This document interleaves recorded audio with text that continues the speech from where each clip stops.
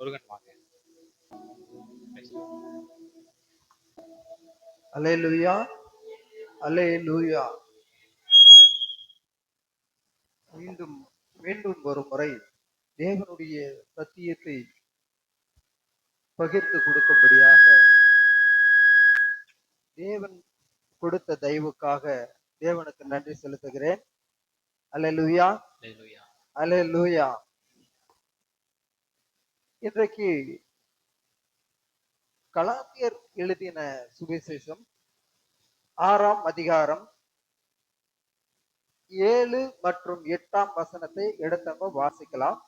மோசம் போகாதிருங்கள், தேவன் தம்மை பரியாசம் பண்ண ஒட்டார். மனுஷன் எதை விதைக்கிறானோ அதை அறுப்பான். தன் மாம்சத்திற்கென்று விதைக்கிறவன் மாம்சத்தினால் அழிவை அறுப்பான். ஆவிக்கென்று விதைக்கிறவனோ ஆவியினாலே நித்திய ஜீவனை அறுப்பான். நம்ம இந்த 7ஆம் வசனத்தின் பாதி வசனத்தை மட்டும்தான் இன்னைக்கு நம்ம எடுத்துக்க போறோம். மனுஷன் எதை விதைக்கிறானோ அதையே அறுப்பான். அல்லேலூயா. இந்த ஒரு பகுதியை மட்டும் நாம் எடுத்து தியானிக்க போகிறோம். மனுஷன் எதை விதைக்கிறானோ அதையே அறுப்பான். உலகத்துல பழமொழியில, சொல் வழக்குல, பேச்சு வழக்குல நல்லது செஞ்சா நல்லது நடக்கும், கெட்டது செஞ்சா கெட்டது நடக்கும் இப்படின்ற ஒரு கேள்விப்பட்டிருக்கலாம்.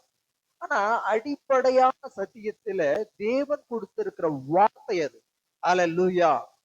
தேவன் கொடுத்த கட்டளைகளில, பிரமாணங்களில, வேத புஸ்தகத்திலே நமக்கு பதிவு பண்ணி வச்சிருக்கிறாங்க. அல்லேலூயா. அந்த மனுஷன் எதை விதைக்கிறானோ அதையே அறுப்பான். இந்த வசனத்தை வேதத்திலிருந்து நாம் தியானிக்க போகிறோம்.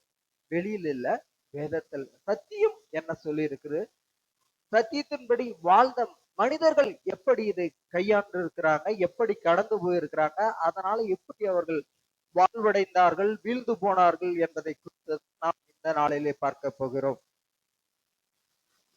எஸ்தர் எழுதின எஸ்தர் புஸ்தகத்துல தான் நம்ம பார்க்க போகிறோம். எஸ்தர் 1ஆம் அதிகாரம் 1ஆம் அதிகாரம் 1வது வசனத்தை நீங்க எடுத்து வாசிக்கலாம். இந்த தேசம் முதல் எத்தியோப்பியா தேசம் வரைக்கும் உள்ள 127 நாடுகளையும் அரசாண்ட அகாஸ்வேருவின் நாட்களில் சம்பவித்ததாவது. 127 நாடுகளை ஆண்ட அதிபதி, ஒரு அரசன், அகாஸ்வேரு ராஜா. அவர் வாழ்ந்த காலத்துலதான் அகாஸ்வேரு ஒரு ராஜா வந்து அத்தனை, இப்போ ஒரு நமக்கு ஒரு உதாரணத்துக்கு தமிழ்நாடு முதலமைச்சர் இருக்கிறாருன்னா எவ்வளவு அவங்களுக்கு பாதுகாப்பு, அவங்களுடைய நடவடிக்கை எல்லாம் எவ்வளவு உயர்வாக காண்பிக்கப்படுகிறது நம்ம பார்க்கிறோம். அப்படி இருக்கிற காலகட்டங்களில அந்த காலத்திலே 127 நாடுகளுக்கு அரசனாக இருந்திருக்கிறான் இந்த அகாஸ்வேரு ராஜா. இந்த ராஜா என்ன பண்றான்னா, அவனுடைய ராஜ்யபாரம், அவன் எடுத்த நடவடிக்கைகள், அவனுடைய பிரஸ்தாபத்தை, பெருமையான காரியங்கள், அவன் இப்படியெல்லாம் நான் அந்த நிர்வாகம் பண்றேன், இதையெல்லாம் மக்களை எல்லாம் அந்த 127 நாடுகளுடைய அரசர்களையும் அவர்களையெல்லாம் கூப்பிட்டு அவர்களுக்கு முன்பாக தன்னுடைய ராஜ்யத்தின் மகிமையை வெளிப்படுத்த அவனை வெளிக்காட்டணும், தன்னை யார் என்பதை அவன் காட்டி பெருமை பாராட்ட வேண்டும் என்பதற்காக அவர்களை அனைவரும் அழைத்து 180 நாட்கள் அவன் விருந்து அந்த ராஜ்யத்தின் மேன்மையை காட்டக்கூடிய ஒரு மனுஷனாய் காணப்படுகிறான் அந்த அகாஸ்வேரு ராஜா. அப்படி இருக்கிற காலகட்டத்துல அது நடந்து கொண்டு இருக்க, ஒரு வாரம் 7 நாட்கள் விருதுக்கு அவன் ஆயத்தம் பண்ணுகிறான் இந்த அகாஸ்வேரு ராஜா. அடுத்ததான் நீங்க அந்த மனுஷன் அதே 9, 10, 11, 12 வாசிங்க. ராஜஸ்திரியாகிய வஸ்தியும் ராஜாவாகிய அகாஸ்வேருவின் அரமனையிலே ஸ்திரீகளுக்கு ஒரு விருந்து செய்தாள். 7ஆம் நாளிலே ராஜா திராட்சரசத்தினால் களிப்பாயிருக்கும்போது மகா ரூபவதியாயிருந்த ராஜஸ்திரியாகிய வஸ்தியின் சௌந்தரியத்தை ஜனங்களுக்கும் பிரபுக்களுக்கும் காண்பிக்கும்படி ராஜகிரீடம் தரிக்கப்பட்டவளாக அவளை ராஜாவுக்கு முன்பாக அழைத்து வர வேண்டுமென்று ராஜாவாகிய அகாஸ்வேருவின் சமூகத்தில் சேவிக்கிற மெகுமான், பிஸ்தா, அர்போனா, பிக்தா, அபக்தா, சேதார், கர்காஸ் என்னும் 7 பிரதானிகளுக்கும் கட்டளையிட்டான். ஆனாலும் பிரதானிகள் மூலமாய் ராஜா சொல்லியனுப்பின கட்டளைக்கு ராஜஸ்திரியாகிய வஸ்தி வரமாட்டேன் என்றாள். அப்பொழுது ராஜா கடுங்கோபமடைந்து தனக்குள்ளே மூர்க்க வெறி கொண்டான். போதும்மா. இது இதுக்கு முன்பதாக, இந்த வசனத்துக்கு முன்பதாக காட்டும்போது அவங்க எல்லாம் என்ன பண்றாங்க, விருந்து பண்றாங்க, திராட்சை ரசம் இல்லாத கொடுக்குறாங்க அந்த வந்த விருந்தாளிங்களுக்கு, பிரபுக்களுக்கு, ராஜாக்களுக்கு உபசரிப்பு அந்த 7 நாள் விருந்துல கொடுக்குறாங்க. அப்படி கொடுக்கும்போது ஒரு நாள் அவனுக்கு வந்து அதிகமா நல்லா போதை ஏறிடுச்சுன்னு வச்சுக்காங்க. அவர் வந்து கழிப்புல என்ன பண்றாரு, தன்னுடைய மனைவி இந்த ராஜா இந்த ராஜாத்திய இந்த அரண்மனை தலைவி அவனுடைய மனைவிய ராஜ அலங்காரம் பூண்டவளாய் அந்த அவருடைய அமைச்சர் அந்த அரசர்களுக்கு முன்பாக அவளுடைய மகிமையை காட்ட வேண்டும் என்று அவனுக்கு ஒரு எண்ணம் இருக்கிறது. அவனுடைய மனைவி வந்து வரணும்னு அவர் விரும்புறாரு. அப்போதான் அந்த கட்டளையா கீழே இருக்கிற அதிபதிகளுக்கு சொல்லி அனுப்புறாங்க. அவங்க போய் கூப்பிடுறாங்க. கூப்பிடும் போது இப்படி ஒரு துணிகரம் வரும். ஒரு ஒரு சராசரியாக ஒரு தலைவர் இருக்கிறாருன்னா தலைவருடைய மனைவியும் அந்த கெத்தா தான் இருப்பாங்க. ஆனா அந்த காலகட்டத்திலேயே அந்த வஸ்தி, இந்த ராஜா பாருங்க, ராஜஸ்திரி ஆகிய வஸ்தி, அவர் ராணி, அதுதான் சரியான பொருளாகிறது. அந்த ராஜாவுக்கு ஏற்ற ராணி வரமாட்டேன் என்று சொல்லுகிறார். ஆனாலும் பிரதானிகள் மூலமாய் ராஜா சொல்லியனுப்பின கட்டளைக்கு ராஜஸ்திரியாகிய வஸ்தி வரமாட்டேன் என்றாள். அப்பொழுது ராஜா கடுங்கோபமடைந்து தனக்குள்ளே மூர்க்கவெறி கொண்டான். இந்த வார்த்தை அது நியாயம்தான். அந்த ராணி வரல, ராஜா கூப்பிட்டு ராணி வரலன்னா ராஜாவுக்கு கோபம் வரதான் செய்யும். அப்ப அந்த வார்த்தைகள் பாருங்க, கவனமா நம்ம கவனிக்க வேண்டியது அவசியமா. கடும் அந்த வாசிங்க. அப்பொழுது ராஜா கடுங்கோபமடைந்து தனக்குள்ளே மூர்க்கவெறி கொண்டான். தனிப்பட்ட வெறி உள்ள வெறி கிளம்பிடுச்சு அவருக்கு. ராஜா கோபம் வந்தது இல்லாத மூர்க்க வெறினா அது முடிச்சிடணுன்ற ஒரு ஆக்ரோஷமான கோபம். இது இந்த காரியம் இது வந்து வழக்கத்துல ஒரு பிரபுக்களோட மேலான உயர் அதிகார மட்டத்துல இருக்கிறவங்களோட ராஜா வந்து பேசுறோம். நியாயப்பிரமாணத்தை தெரிஞ்சவங்க கிட்டையும் வேத பண்டிகர்கள்கிட்டயும் ஆலோசனை பண்றது அது சொல் வழக்கமா இருந்தது, அவங்களுக்கு நடந்த இருந்தது. ஆகையினாலதான் அவர் கூப்பிட்டு இப்படி நம்ம ராணி வரமாட்டேன்னு சொல்லிட்டாங்க, இதுக்கு என்ன தீர்வு அப்படின்னு சொல்லி அவங்க கேட்கும் போதுதான் அவங்க சொல்றாங்க. இப்போ வந்து நீங்க என்ன வாசிக்கணும்னா 1:16 வாசிங்க. அப்பொழுது மெமுகான் ராஜாவுக்கும் பிரபுக்களுக்கும் முன்னே பிரதியுத்தரமாக, ராஜஸ்திரியாகிய வஸ்தி ராஜாவுக்கு மாத்திரமல்ல, ராஜாவாகிய அகாஸ்வேருவினுடைய சகல நாடுகளிலும் உள்ள சகல பிரபுக்களுக்கும் சகல ஜனங்களுக்குங்கூட அநியாயம் செய்தாள். ராஜாவாகிய அகாஸ்வேரு ராஜஸ்திரியாகிய வஸ்தியை தமக்கு முன்பாக அழைத்துவரச் சொன்னபோது, அவள் வரமாட்டோம் என்கிற செய்தி எல்லா ஸ்திரீகளுக்கும் பிரசித்தமானால் அவர்களும் தங்கள் புருஷரை தங்கள் பார்வையில் அற்பமாய் எண்ணுவார்கள். இப்போ அந்த அம்மா ஒரு வார்த்தை தான் சொன்னாங்க, நான் வரமாட்டேன், இது எனக்கு பிடிக்கல, நான் வரமாட்டேன் அப்படிதான் சொன்னாங்க. இது சம்பவம் அந்த அம்மா தான் தப்பு செஞ்சாங்க. அவங்க என்ன சொல்றாங்க பாருங்க, இது இப்படிப்பட்ட ராஜா சொல்லி ராணி வரலன்னு சொன்னாங்கல்ல, இது வந்து உனக்கு மட்டும் பாவம் செய்யல, இந்த தேசம் முழுவதுக்கும் உள்ள ஆண் சமுதாயத்துக்கு ஒரு இழுக்கு. அல்லேலூயா. எப்படி டைவர்ட் பண்ணி விடுறாங்க பாருங்க. அந்த அம்மா செஞ்ச தப்புக்கு தண்டனை கொடுத்தா முடிஞ்சிடும், அது வேலை முடிஞ்சிடும். ஆனா இந்த விஷயம் நீ எல்லா தேசத்துல இருக்கிற நம்ம கண்ட்ரோல்ல இருக்க அனைத்து தேசத்துல உள்ள அரசர்களும் இல்ல புருஷர்மாரும் கேள்விப்பட்டா, ராஜா பேச்சு ராணி கேட்கல, அதனால அவங்க மதிக்க மாட்டாங்க. எந்த ஒரு மனுஷனையும் எந்த ஒரு கணவனையும் மனைவி மதிக்க மாட்டா, அல்லேலூயா என்பதாக ஆலோசனை கொடுக்கிறாங்க. வாசிங்க, அடுத்தத வாசிங்க. அப்படி இன்றைய தினமே பெர்சியாவிலும் மேதியாவிலும் உள்ள பிரபுக்களின் ஸ்திரீகள் ராஜஸ்திரியின் செய்தியை கேட்கும்போது ராஜாவின் பிரபுக்களுக்கெல்லாம் அப்படியே சொல்லுவார்கள். மிகுந்த அசட்டையும் எரிச்சலும் விளையும். ராஜாவுக்கு சம்மதியாயிருந்தால் வஸ்தி இனி ராஜாவாகிய அகாஸ்வேருவுக்கு முன்பாக வரக்கூடாது என்றும், அவளுடைய ராஜமேன்மையை அவளை பார்க்கிலும் உத்தமியாகிய மற்றொரு ஸ்திரீக்கு ராஜா கொடுப்பாராக என்றும், அவரால் ஒரு ராஜகட்டளை பிறந்தது, அது மீறப்படாதபடிக்கு பெர்சியாவுக்கும் மேதியாவுக்கும் உரிய தேச சட்டத்திலும் எழுதப்பட வேண்டும். இங்க ராஜாவுடைய மனைவி தான் வரமாட்டேன்னு சொன்னாங்க. தேசத்துல அத்தனை பேருடைய மனைவிமா தப்பு செஞ்சாங்க. இது யோசிக்க வேண்டியதா இருக்குது இல்ல. அப்போ எப்படி எல்லாம் அந்த வழி விலக செய்யற காரியங்கள் நடந்து இருக்கிறது பாருங்க. அவர் பெருமையா அரசன் நீதியா செஞ்சிருந்தாலும் பெருமையானது தப்பு. முதல்ல அகாஸ்வேரு ராஜானுடைய அந்த சட்டமே அவர்களுக்குள்ள போகுன்றது சொன்னதே தப்பு. அடுத்ததா இந்த அம்மா தன்னடக்கம் உள்ள ஒரு பெண், இந்த வஸ்தி தன்னை இப்படி எல்லாம் அவங்களுக்கு முன்னால் நான் போக வேண்டிய அவசியம் இல்லைன்னு சொல்லி ராஜ்யம் துறந்த ஒரு தன்னடக்கம் உள்ள ஒரு பெண். ரெண்டாவது அவங்க இப்படிப்பட்ட சூழ்நிலையில இந்த தேசம் முழுவதும் அற்பமா எண்ணுவார்கள், உங்களைய ரொம்ப மோசமா நினைப்பாங்க அப்படின்னு சொல்லிட்டு அப்படி சொல்ற. ராஜாவுக்கு சம்மதியாயிருந்தால் வஸ்தி இனி ராஜாவாகிய அகாஸ்வேருவுக்கு முன்பாக வரக்கூடாது என்றும் அவளுடைய ராஜமேன்மையை அவளை பார்க்கிலும் உத்தமியாகிய மற்றொரு ஸ்திரீக்கு ராஜா கொடுப்பாராக என்றும் அவரால் ஒரு ராஜகட்டளை பிறந்தது, அது மீறப்படாதபடிக்கு பெர்சியாவுக்கும் மேதியாவுக்கும் உரிய தேச சட்டத்திலும் எழுதப்பட வேண்டும். ஒரு வார்த்தை வரமாட்டேன்னு சொன்னதுக்கு அந்த நாட்டுக்கே சட்டம் பாஸ் ஆகுது. யாரு? எல்லாரும் புருஷனுடைய பேச்சுக்கு மீறி யாரும் நடக்க கூடாது. தலைவன் ஆன்மா புருஷன் தான் தலைவனா இருக்கணும். இதை மீறக்கூடாது.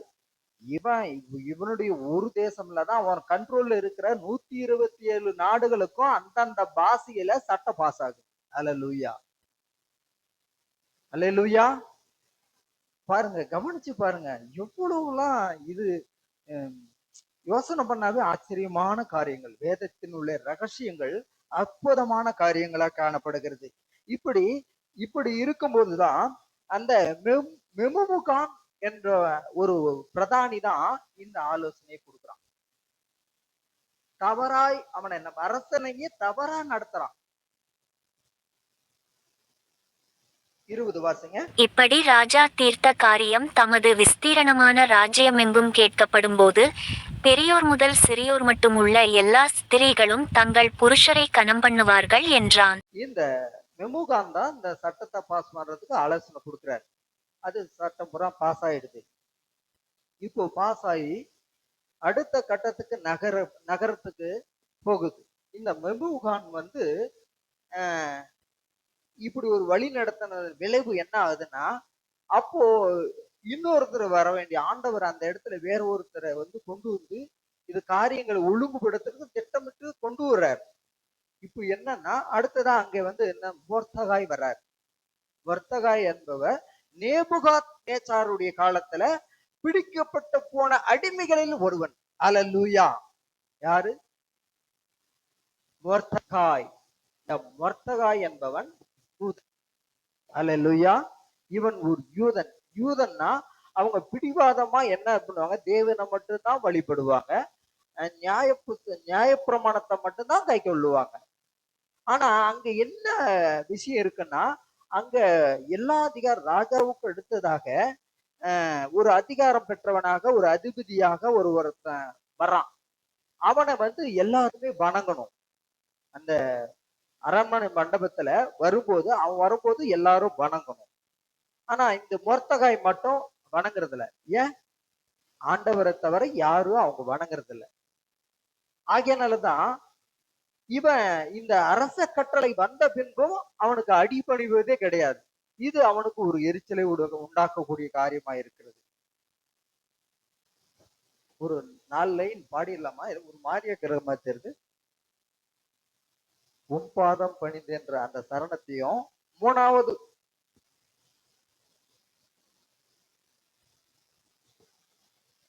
பண்ணலாமா? ஒரே 4 லைன் தான், ரொம்ப நேரம் எடுத்துட மாட்டேன். உன்பாதம் பணிந்தேன் என்னாலும் துதியே, உம்மை அன்றி யாரை பாடுவே, இசையா உந்தன் அன்பு உள்ளம் பொங்குதே, இசையா உந்தன் அன்பு உள்ளம் பொங்குதே. நெருக்கத்திலே உம்மை அழைத்தேன், நெருங்கி உதவி எனக்களித்தீர். நெருக்கத்திலே உம்மை அழைத்தேன்,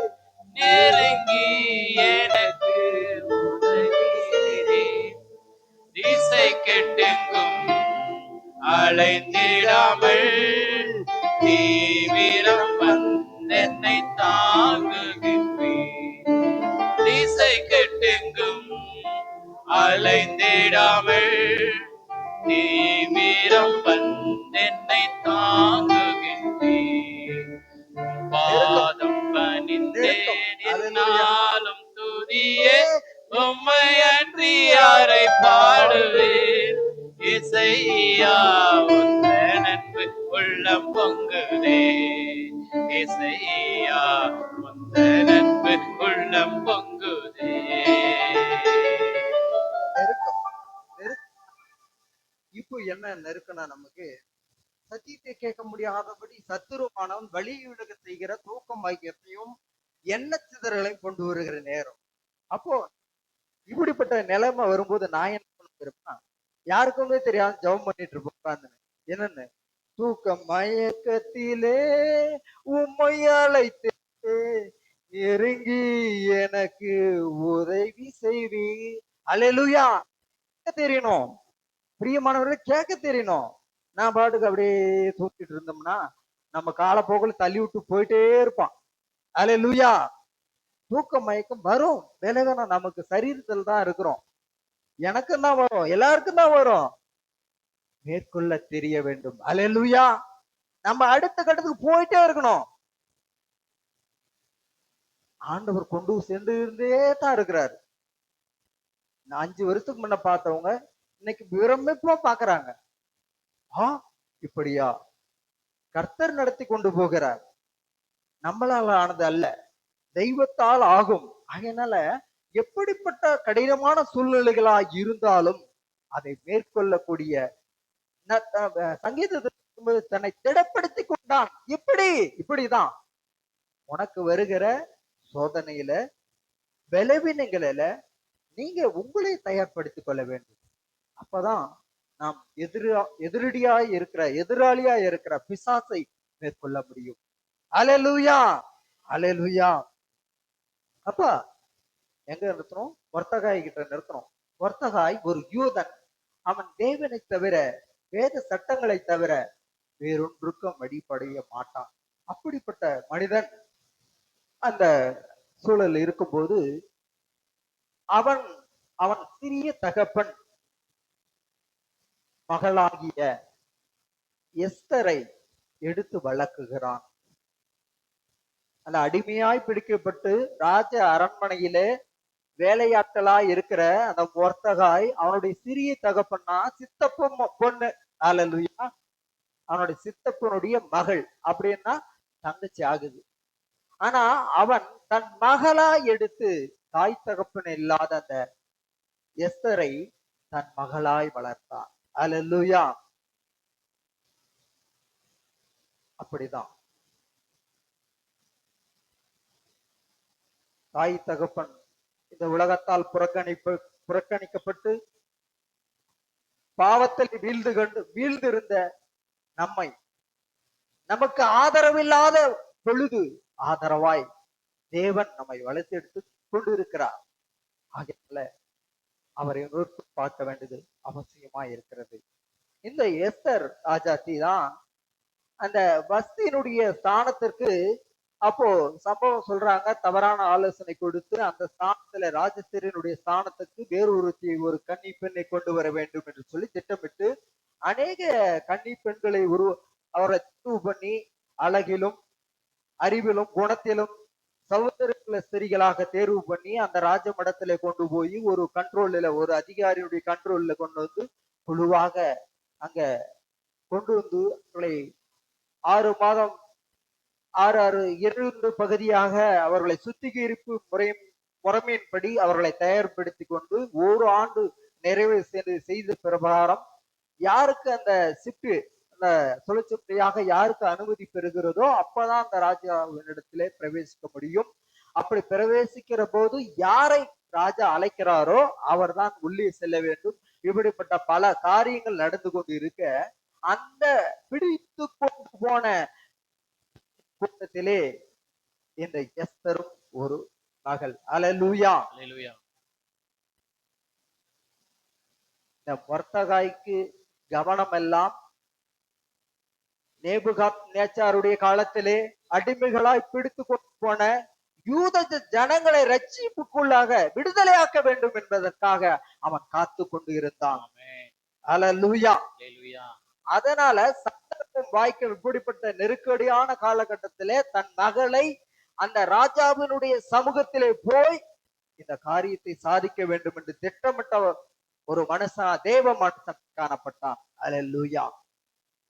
அப்போ அங்க போய் அந்த அந்த எஸ்தர் ராஜாத்தி சென்ற இடங்கள் எல்லாம் அநேகருடைய கண்களிலே தயவு கிடைத்தது. அல்லேலூயா. அப்பதான் அதை செய்ய முடியும். ஒரு 127 நாடுகளுக்கு அரசனாய் இருக்கிற ஒரு அரசனிடத்துல பிரவேசிப்பது என்பது கடினமான காரியம். தேவனுடைய கிருபை அநேகருடைய தயவு கிடைத்ததன் விளைவாக தான் இந்த இடத்துக்கு அவங்க போறாங்க.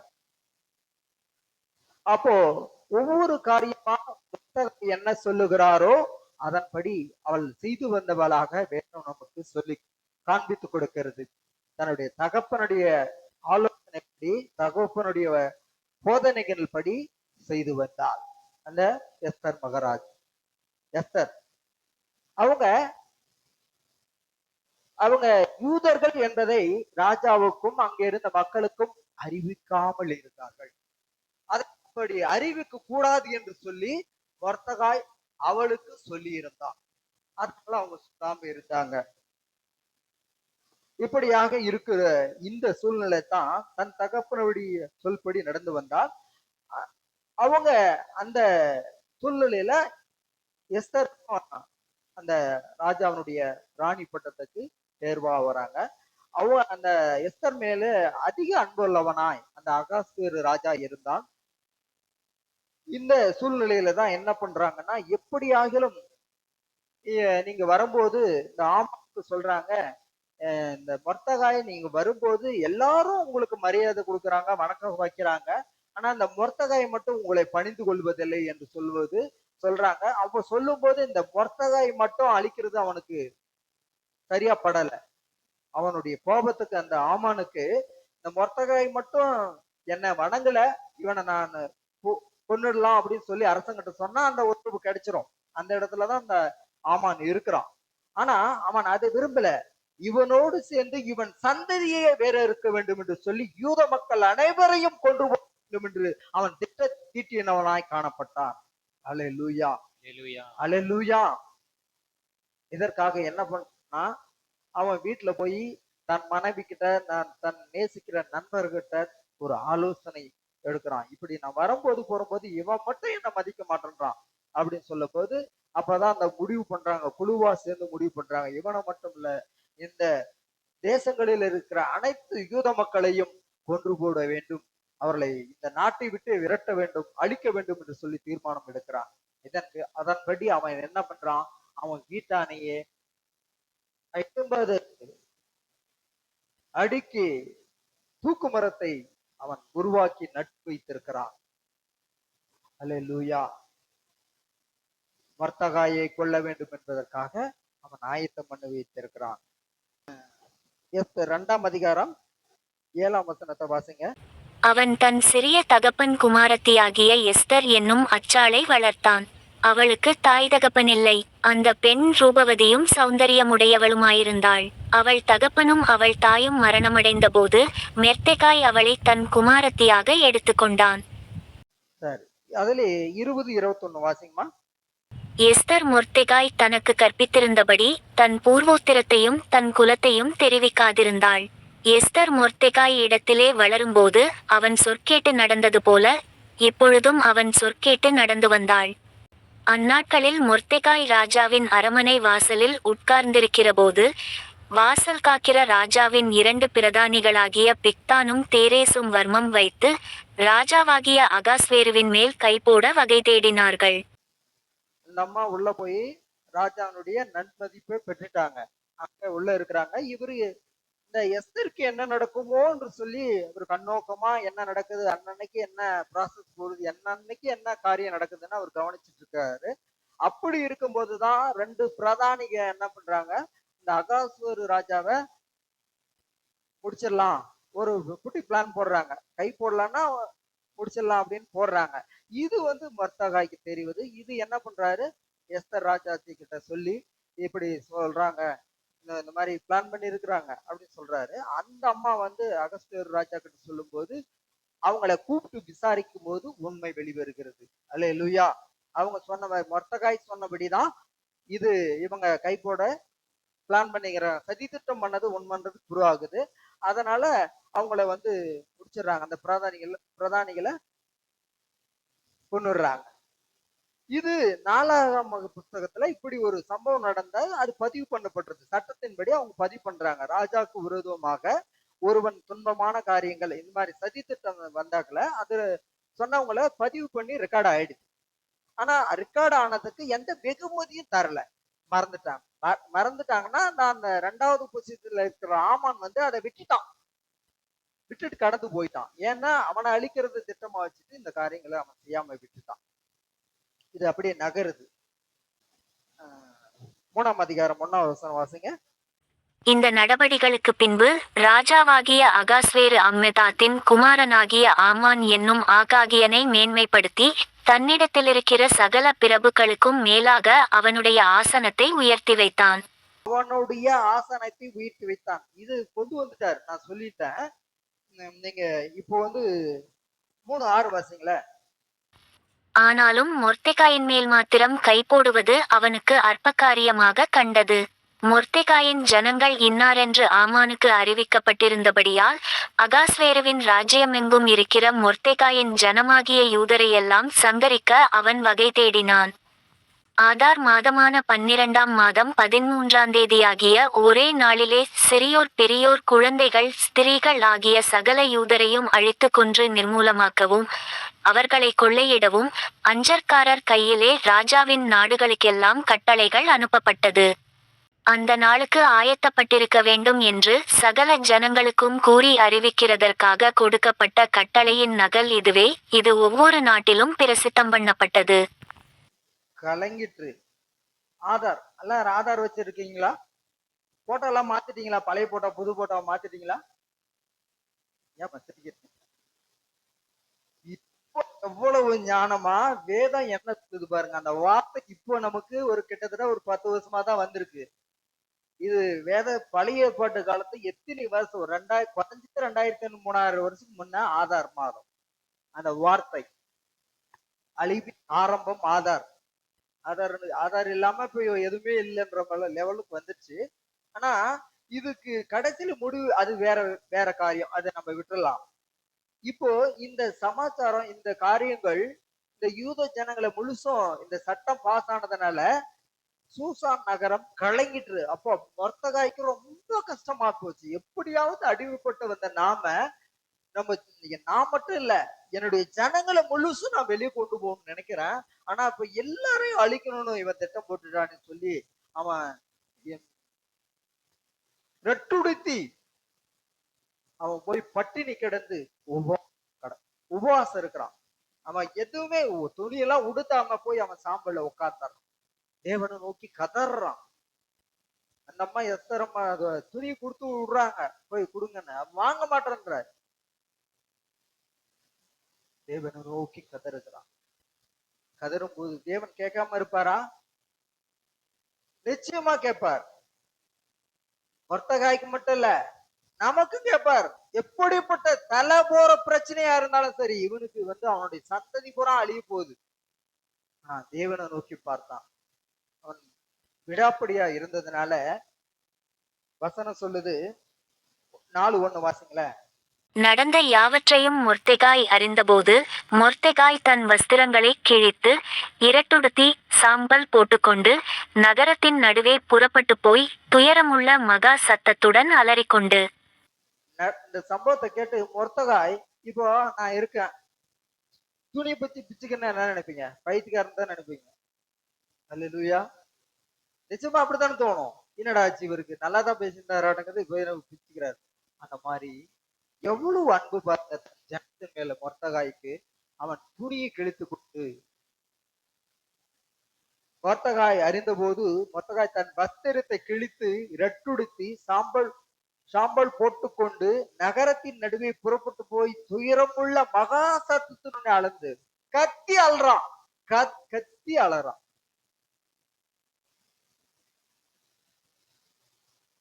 இரண்டாவது வசனம் வாசிங்க. ராஜாவின் அரமனை வாசல் முகப்பு மட்டும் வந்தான். இரட்டுடுத்தினவனாய் ராஜாவின் அரமனை வாசலுக்குள் பிரவேசிக்க ஒருவனுக்கும் உத்தரவில்லை. நீ என்ன கத்தின்னு வந்தாலும் உள்ள போறதுக்கு அனுமதி கிடையாது.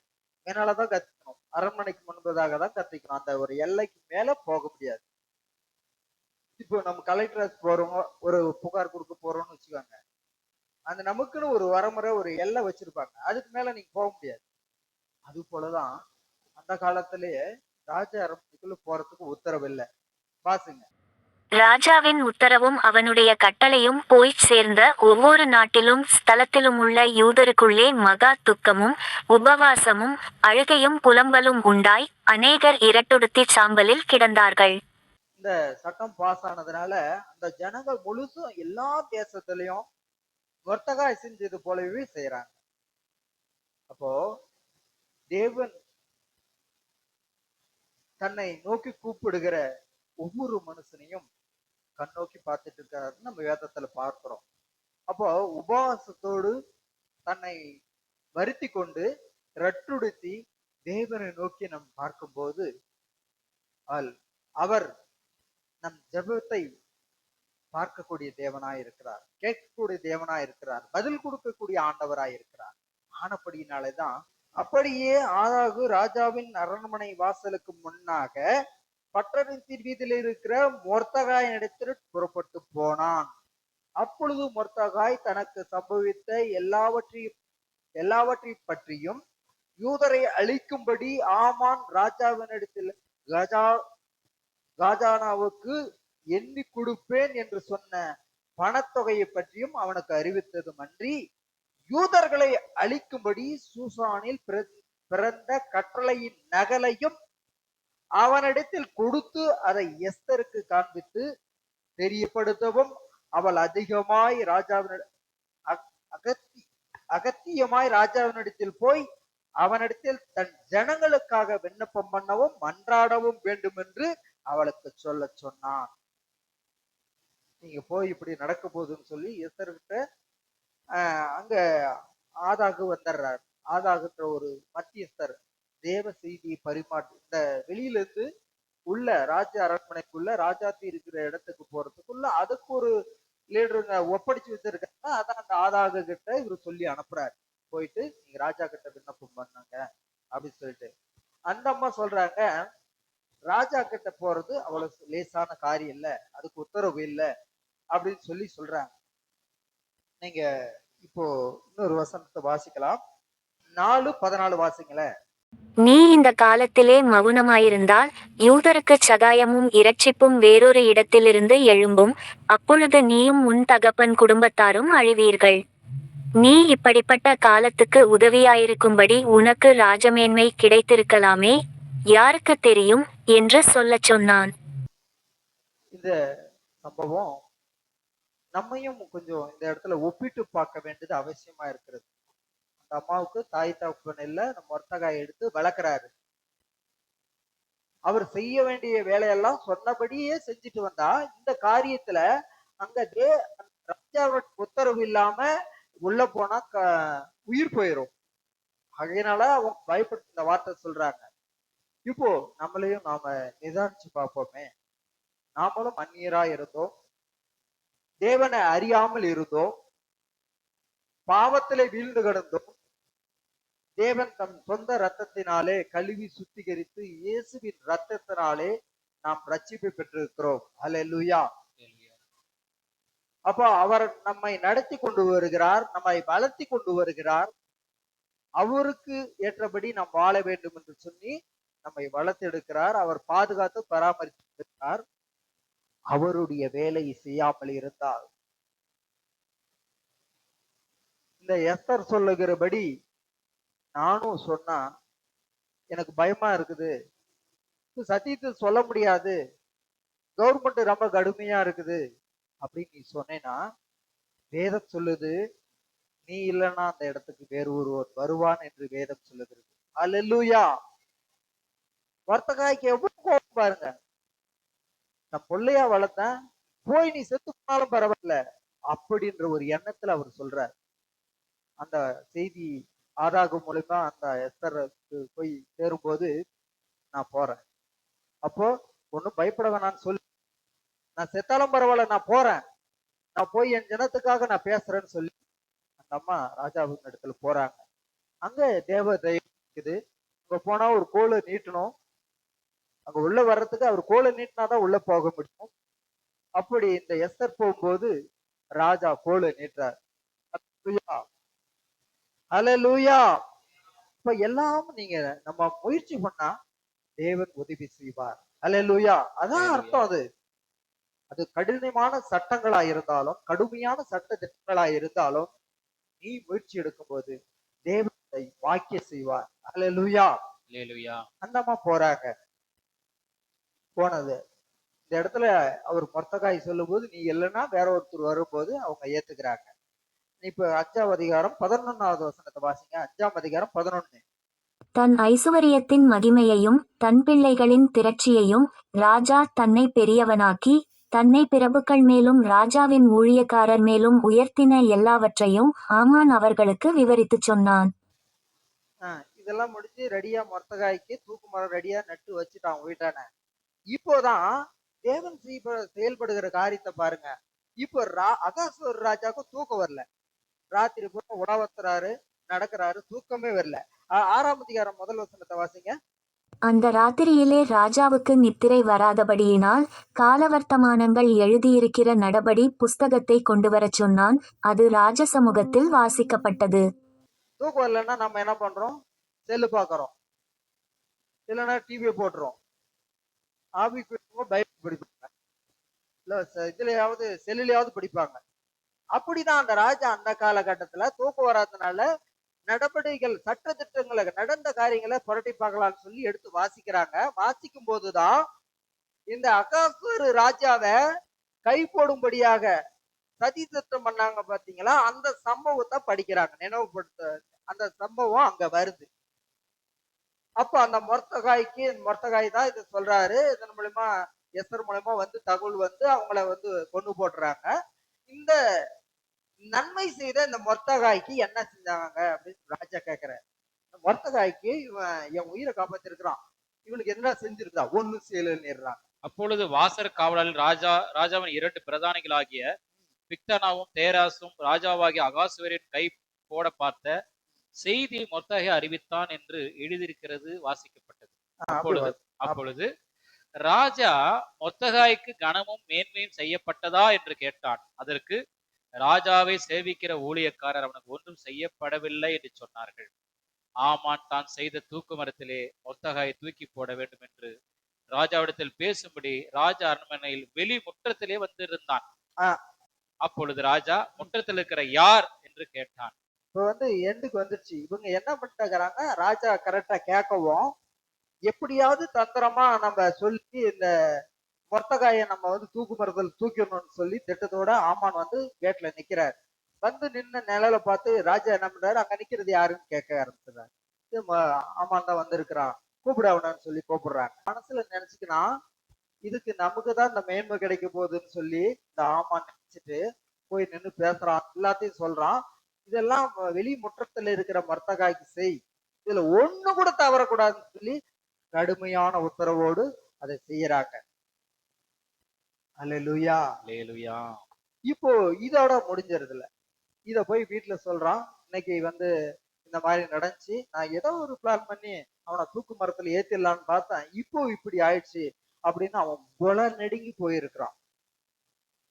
பாத்தீங்களா?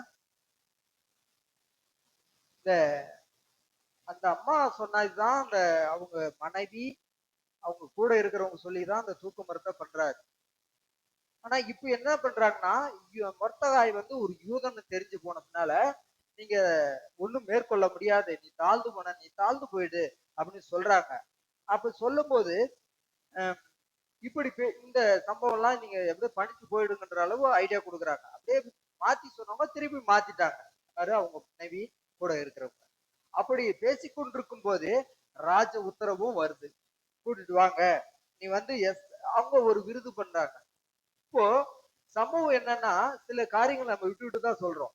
இப்போ எஸ்தர் வந்து அந்த அவங்க உயிரை காப்பாத்துனதுனால அந்த ராஜமன்றில எதை கேட்டாலும் அந்த விருந்து பண்ணி எதை கேட்டாலும் கொடுத்துடணும். அதான் சட்டம். எஸ்தர் கேட்கறாங்கன்னா அந்த நாட்டுல பாதி ஆனாலும் அந்த ராஜா கொடுத்துருவாரு. அதுதான் உத்தரவு. அதனால விருதுக்கு கூப்பிடுறாங்க. அந்த அம்மா எவ்வளவு ஒழுக்கமா வளர்க்கப்பட்டிருக்காங்கன்னு பாருங்க. இந்த வார்த்தைகளை நீங்க கவனிச்சு பார்க்கணும். தவறான காரியங்கள் இந்த வசனத்தை வாசிக்கும் போது உள்ளபடியே வர்த்தக அந்த எஸ்தரை சரியாக தான் வளர்த்திருக்கிறாங்க. அந்த 4வது வசனத்தை மீண்டுமா வாசிங்க. எங்களை அழித்து கொன்று நிர்மூலம் ஆக்கும்படி நானும் என் ஜனங்களும் விற்கப்பட்டோம். அடிமைகளாகவும் வெள்ளாட்டிகளாகவும் விற்கப்பட்டு போனாலும் நான் மௌனமாயிருப்பேன். இப்பொழுதோ ராஜாவுக்கு உண்டாகும் நஷ்டத்துக்கு அந்த சத்துரு உத்தரவாதம் பண்ண முடியாது என்றாள். அப்பதான் ராஜா கேட்கிறார். பார்த்துட்டு அதற்கு எஸ்தர் சத்துரு பகைஞனுமாகிய அந்த மனிதன் இந்த துஷ்ட ஆமான் என்றான். அல்லேலூயா. எவ்வளவு கோபம் இருக்கும் பாருங்க. அதற்கு எஸ்தர் சத்துருவும் பகஞ்சனுமாகிய அந்த மனிதன் இந்த துஷ்ட ஆமான் என்று சொல்லுகிறார். அல்லேலூயா, அல்லேலூயா.